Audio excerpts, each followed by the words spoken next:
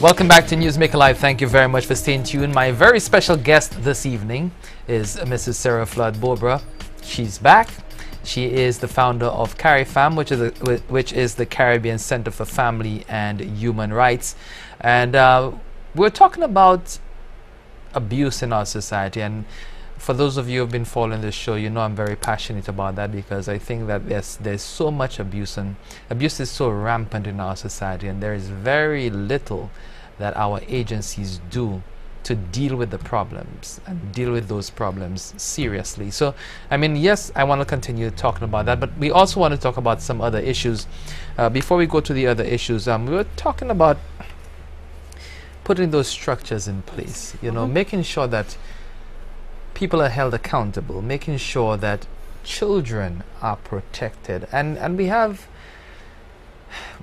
we see a lack of protection. Children are all over the place. You see young men and sometimes young women getting involved in devious activities. They are the ones responsible for a lot of the crime that you see around the place. And it's not because they're acting on their own. They're acting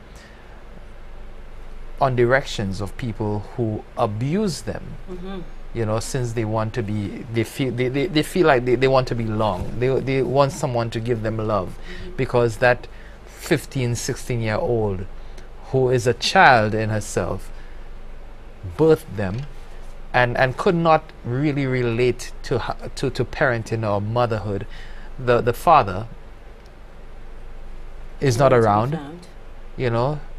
I mean, how can CARIFAM and other agencies like yours help to change what is going on in our society now? First of all, what I want to say is that our social service agencies are bursting at the seams. I mean, I was the Minister for also Health and Human Services.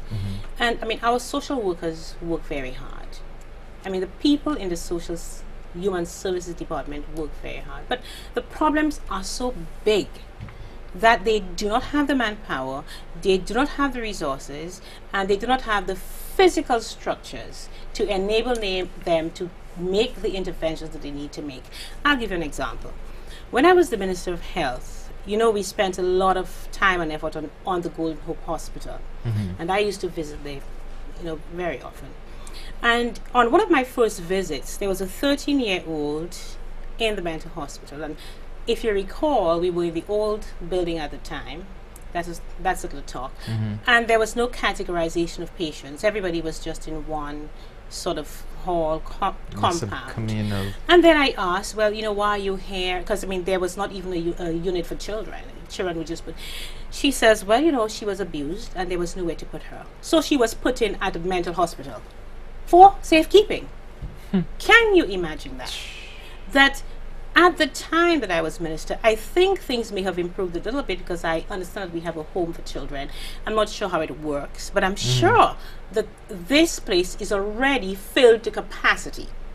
So we're operating in a system where, I mean, the social workers, they go out there, they study, they get their degrees, they know how to do this work, but the structures are not there to enable them to make the interventions so that we can step in early when there's a problem. So where's the failing? And where does the failing begin? There needs to be more investment in social services, so that social service workers agency can be on top of things.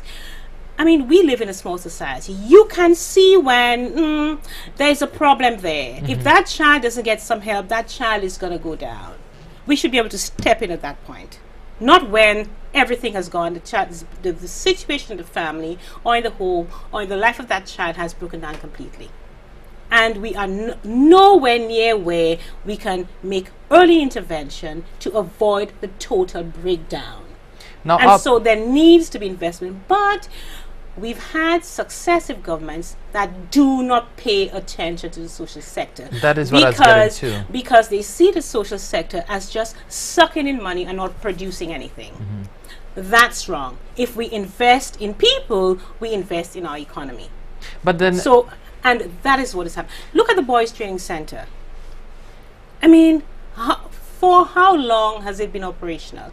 And we have boys there for care and protection, housed with juvenile delinquents who may have even committed murder.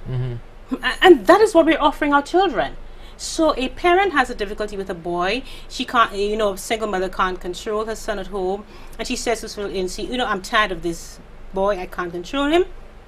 Take him. And all the child may need is loving care and support, the attention of an absentee father, a good role model or mentor. And that boy will flourish. But then we put him in where criminals are. And the situation there, physically, it's impossible to rehabilitate or to really make a good intervention, a meaningful intervention in the life of that child with the structure that we have. But so we need to be serious. Isn't the problem the quality of representation that we get as a society? The people who offer themselves for service are not even qualified enough to see that these are some of the serious problems or challenges that we face, and those need to be addressed urgently. Right. So I need to ask, why don't better people offer themselves? I mean, you should tell me, because it's so dirty. We are all qualified. It is so dirty in politics. What is dirty? No, I mean the attacks, the personal attacks. So what? I mean, I enter politics. People can attack me. It's okay. I come with a vision. You might be different to a lot of people. One of us. No, we don't need saints in politics. If we are going to wait for a perfect person to come with no skeletons in the closet, we will never go anywhere. What we need is people who are prepared to say, okay, I may have made mistakes in my life, but this is what I believe is the right path. And this is what I'm prepared to hold up as the standard for me to follow. I'm not a perfect person. I'm sure there can be, so, Sarah, you did this wrong. You did fine. Yes, I did it wrong. But this is where we need to go. And I'm prepared to put myself out to say, I'm prepared to work with you and let us go. This is what we need to do for our people. This is where we need to go as a country, and let's all come forward. I mean, I think we need to stop saying politics is dirty, so clean people mustn't come in. Well, if it's dirty, clean people need to come in to clean it up. Well, they're afraid. They're afraid. Why are they afraid? A lot of people who are in politics are, I mean, the people who are afraid are probably the people who should step in. The people who are afraid are probably those who should step in, because if I'm afraid, it means I have a standard. It means I'm holding myself up against a mirror and I'm looking at me and say, well, what do I have to offer? In spite of all my sins, do I have something to offer? And I'm offering the best of me, not the worst of me. So I think we need to stop thinking, oh, if I come, someone's going to throw this or that at me. Have I got something to offer? Have I done bad in my life? Am I reformed sufficiently to come? Well, if you think you've done bad in your life, well, change and put yourself forward. Change and put yourself forward. No, that leads us, that provides us with a good segue into, a political question. I mean, you have been involved in politics. You have run a few times, in Castries Central. Can we expect to see you run anytime in the future? Yeah. Or distant? I am not closing the door to it at all. I mean, I think I still have a lot in me left. So that's a yes. Absolutely, yes. I think I have a lot in me left. So I am open. I don't think in the near future, but I'm open. But as they say, a day is a long time in politics. If it is the case where I'm invited to at some point, and I feel I can make a contribution, I feel I can serve on the team that is inviting me in, I will consider it seriously. Would there be conditions that you'd have to consider? Well, I mean, when I first entered politics, I was very, very new, very naive, I should say. And I assumed that everyone saw the good things that could happen to St. Lucia the way I saw them, and I assumed that we all shared the same philosophy. I mean, I was born into the Labour Party. My father ran in the with the Labour Party, and so did my uncle. So from the time I was a child, I saw myself as a Labour. I just assumed that that's where I belonged. So when I joined, I never asked any questions. Fine, Labour Party, I just bought it, lock, stock and barrel, and let's go with it. But when you get in there, you realize that, as you said before, people come into politics with different agendas. And I mean, I don't expect that I will ever find a full complement of people who share my fundamental values or principles, but I think that if things have to work properly, there has to be common ground on the fundamental issues. And I think before I make a decision, that is what I would be looking for. So I will have certain discussions. Now, I will not just jump in. I will have discussions with whichever group or party that may wish to invite me to serve. We will need to have a roadmap so that we understand clearly where it is we need to go. So you're not ruling out running on a Labour ticket again, or running on a UWP ticket? I am not ruling out either party. I'm not ruling out either party. Now, I think it's important to look at a given time who the candidates are, who the people are in the parties, and whether or not I feel that there is enough common ground that I share. I'm not ruling out either party. I'm not. Now, you talked about a roadmap.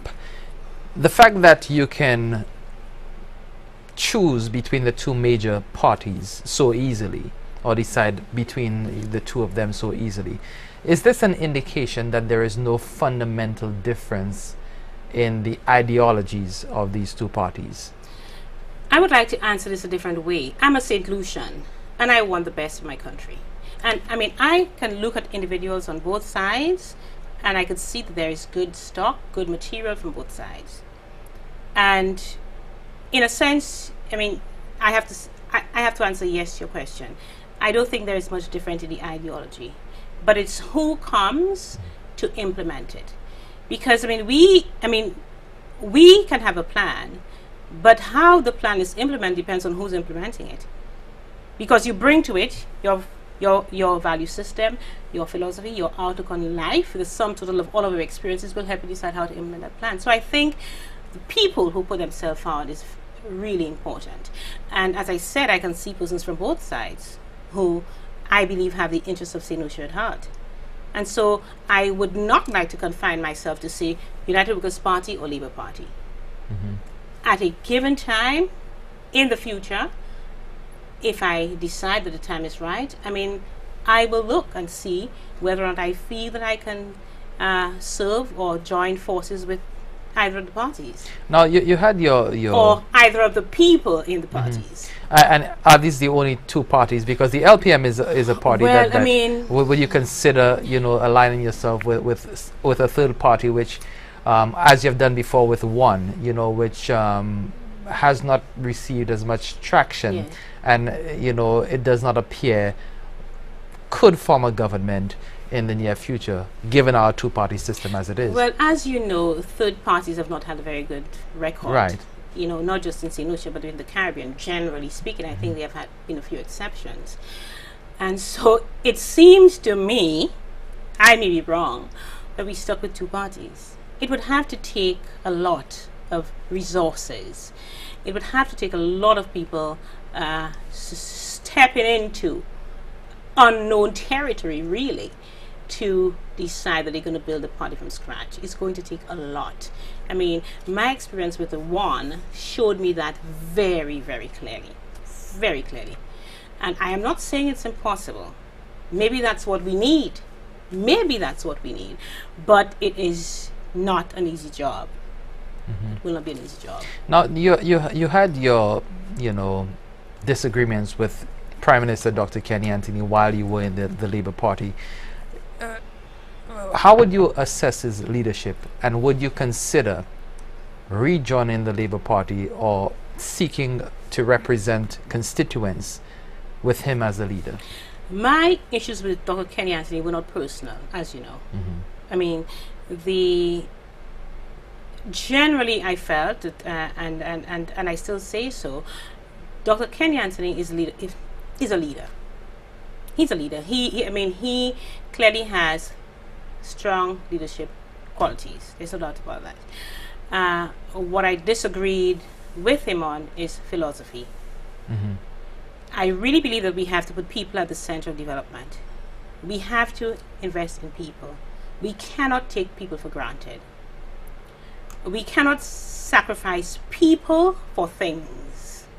And I think there was a lot I was able to achieve under the Kenny Anthony administration, and I would not, I have to give credit to Dr. Anthony for a lot of the things that I was able to achieve. So to a large extent, the Labour Party, led by Dr. Kenny Anthony, shared my vision.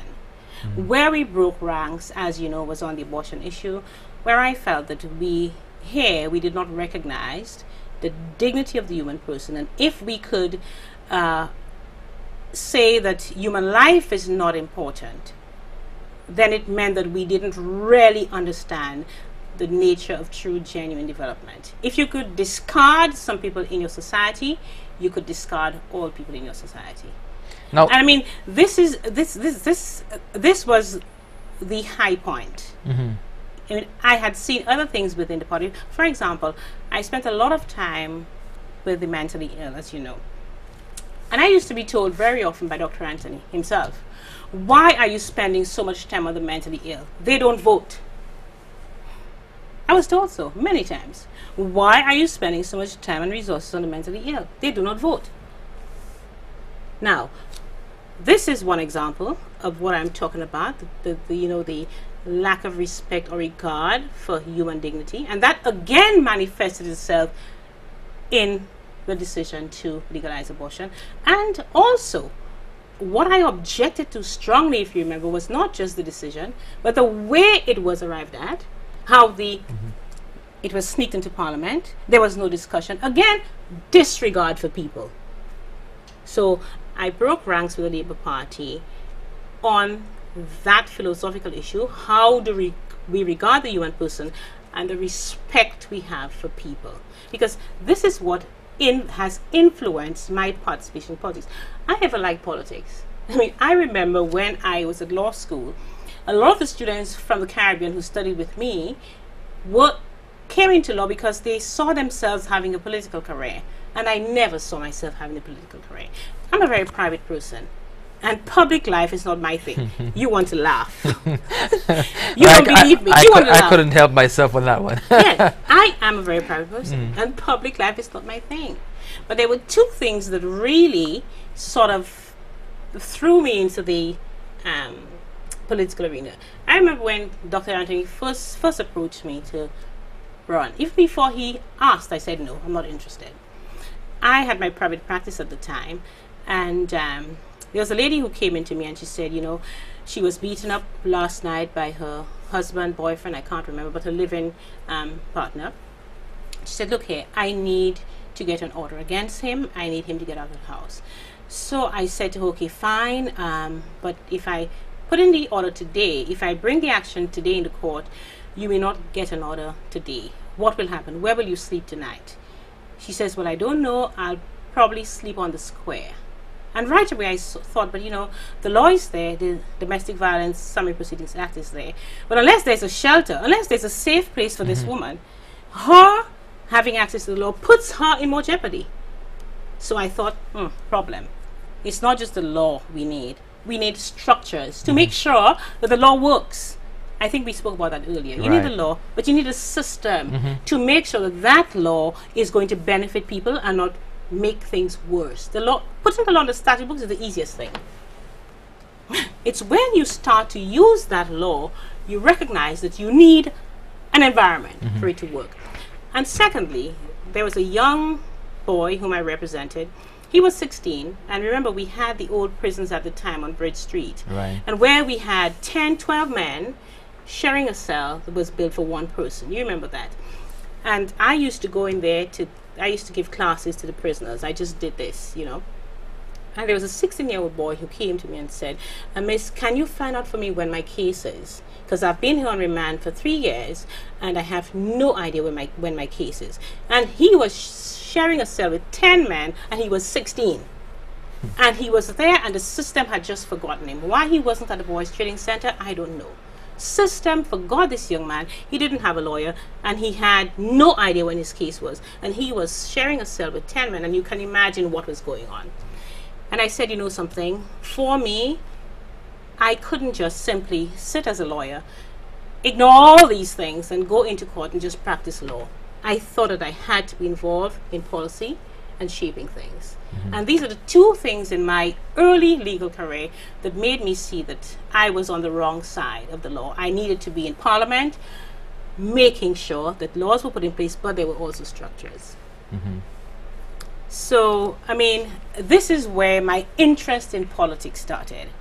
And with the help of very good staff that I had, I mean, I have to mention Marcia Filbert-Jules, who unfortunately was so tragically murdered here in St. Lucia. She was such an excellent permanent secretary. And we were able to achieve so many things in our ministry with the help of staff. And I think what successive governments have to do is build on the achievements of the previous governments. And there needs to be serious investment into social services so that all the monies we bring in tourism is not sucked up because we have to chase after criminals. We have to deal with all of the social issues that are affecting our country. Now, I know you said that you know, you would entertain discussion with any of the two major parties, but you know, there has been this talk right now of a leadership challenge. I don't want to say a struggle, just to play into that media frenzy, but a challenge to the leadership of Stevenson King in the UWP. What do you make of Alan Chastney challenging Stevenson King? Well, first, I think Stevenson King needs to be challenged. Would you pose a challenge to him?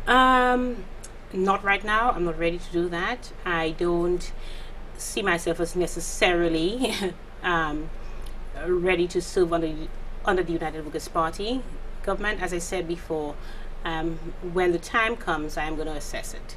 Now is not the time for me to jump. Now, I have a number of questions to ask with this one. You know, why? Before we continue, let's take a break. Let's take a quick break on Newsmaker Live. We'll be right back. We'll talk politics with Mrs. Sarah Flood-Beaubrun. Stay with us. We need